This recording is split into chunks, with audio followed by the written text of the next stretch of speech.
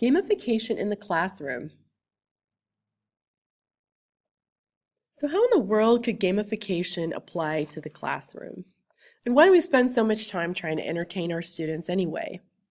Well, when the average gamer spends up to 13 hours a week gaming, with almost 2 million of those gamers living in the US, there clearly is a justification for gaming in the classroom.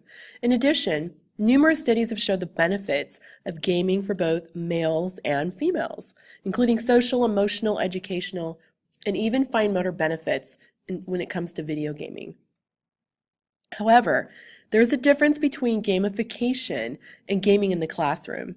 According to Chris Aviles, a leading frontrunner on gamification in education, gamification is the use of game mechanics in a non-game context. And this most often includes the use of points and badges and leaderboards in the classroom, but it can be so much more than that. On the other hand, game-based learning is the use of games to teach and to assess. So there's a difference. And this would include games like Minecraft, City Skylines, or Off-Road Trading Company in class in order to teach a concept or a lesson. And those differences will become more apparent as we move forward.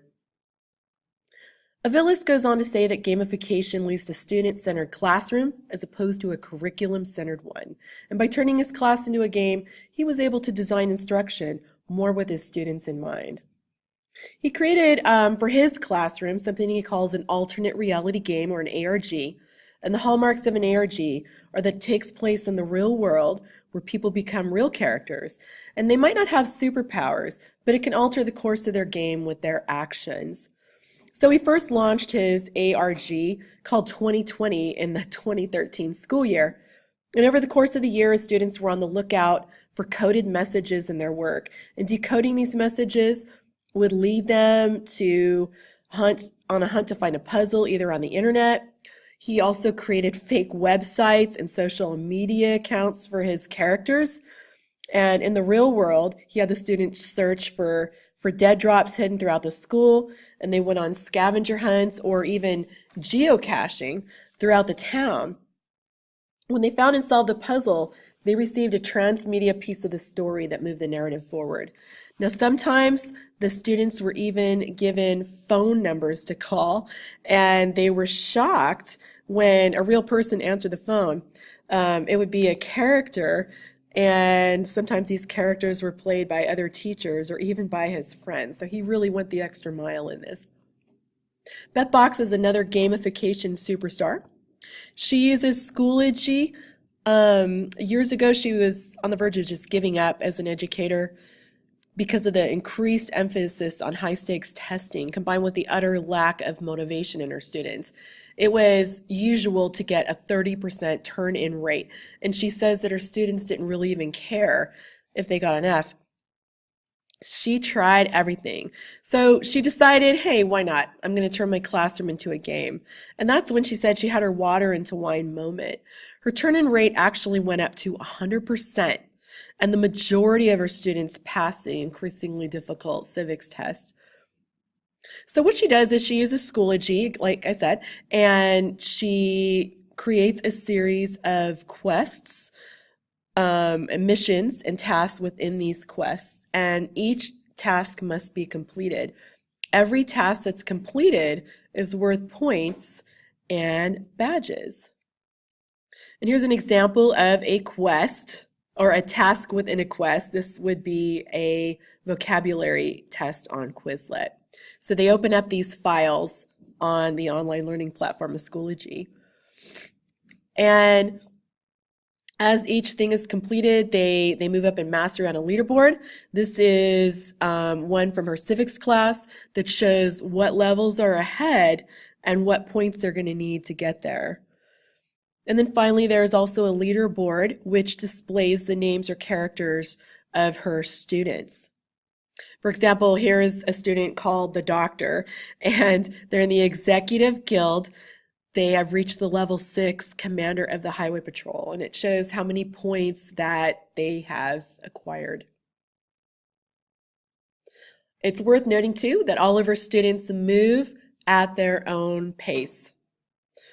Some classes that use this type of format, they might use their experience points to cash in on privileges or favors. For example, if you didn't bring a pencil or you get to spend time with the teacher. Edutopia abounds with examples of successful gamification in the classroom. One thing I found is a game called Historia.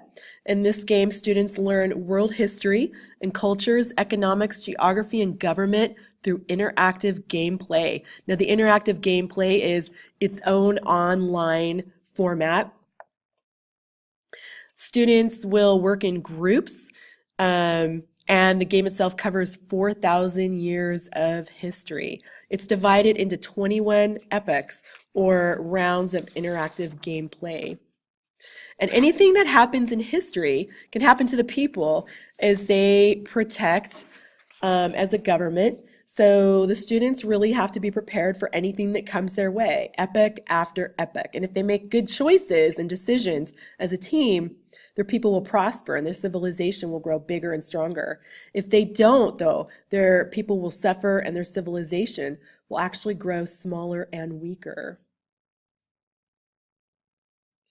Now, if you want to do game-based learning, you can go to a site where you can build your own game. And one of these sites is called Game Builder.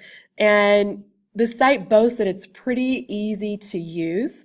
There is no coding involved, which should make some people very excited. And a popular game to come from this is Flappy Bird.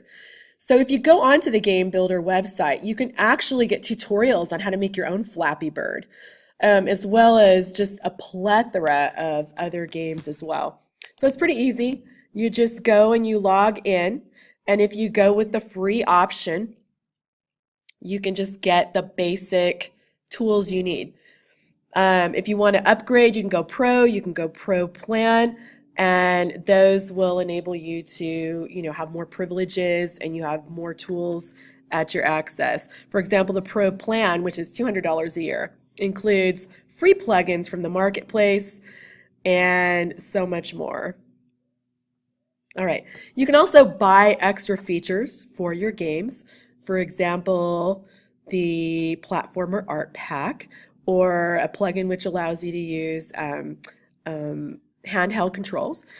You can also have access to readily made templates like the Flappy Bird game system and multiplayer plugins as well.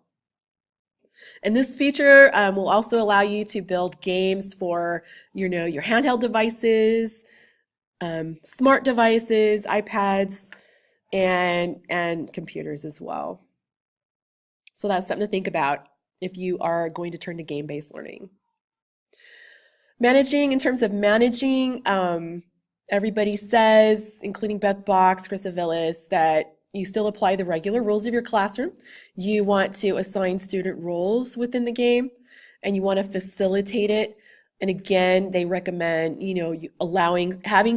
being on students, but allowing them to move at their own pace.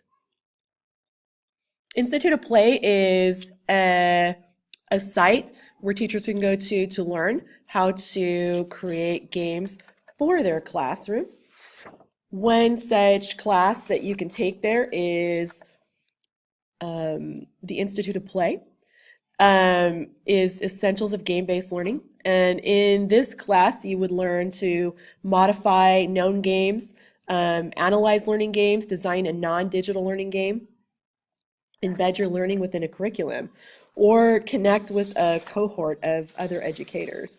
Another example would be their game and curriculum design class, and in this one will help you to come up with some concrete learning goals, develop prototypes with the target audience in mind, and even test out your final project. So it would seem that gaming really is the way, or a key way, of engaging and motivating your students and just helping them to be digitally literate.